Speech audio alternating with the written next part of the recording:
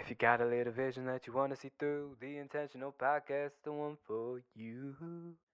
There is more power in goodbye than you think. For a lot of my life, I feared ending chapters and saying that word because I thought it meant that I lost.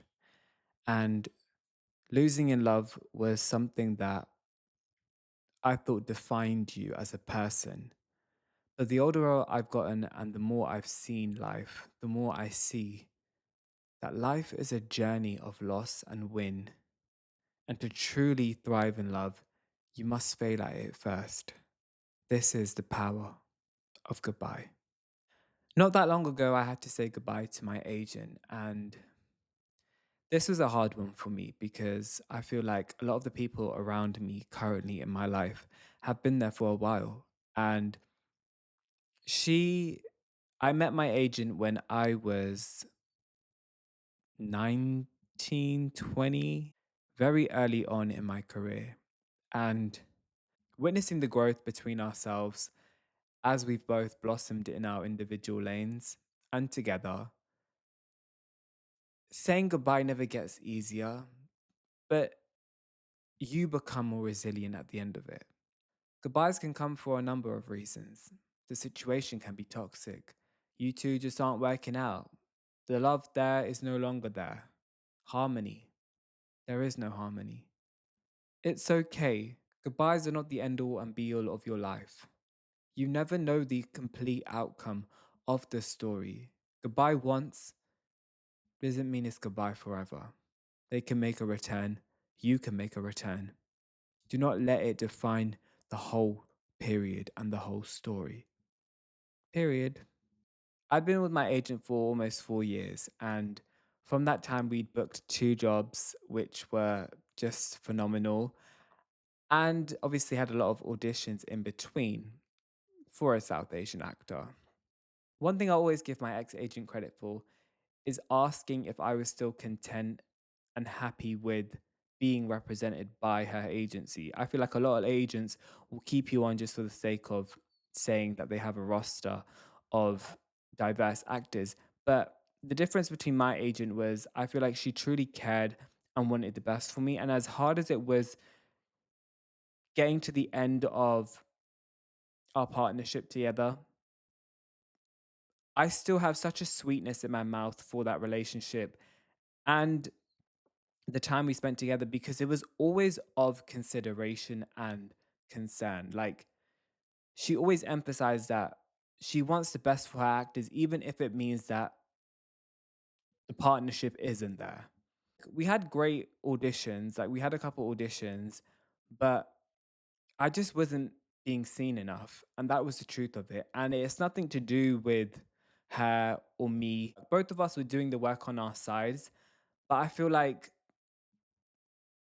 what we were supposed to accomplish, we did. And now it was kind of like we were just holding on to blind hope. And yes, it worked out previous in the past, but I could feel that time was up and we ended the partnership on mutual terms. And I wanted to call I had this thing where I wanted to call my agent on the last day of our partnership.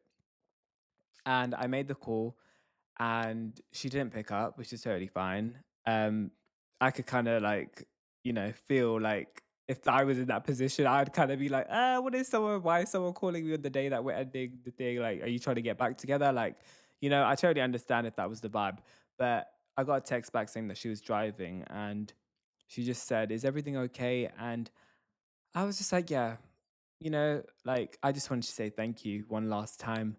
But I feel like it would have only been harder if we had that phone call conversation.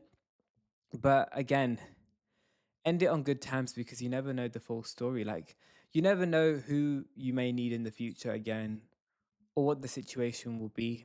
But we ended on sweet terms and I'm so glad. With goodbye, I feel like everyone has this idea of an impending doom that is supposed to follow straight after, but that is only there if you believe it's going to be there. And obviously, you can be realistic about things that, especially if you center your life around this whole thing and it's now crumbling, like, what do you do with your life?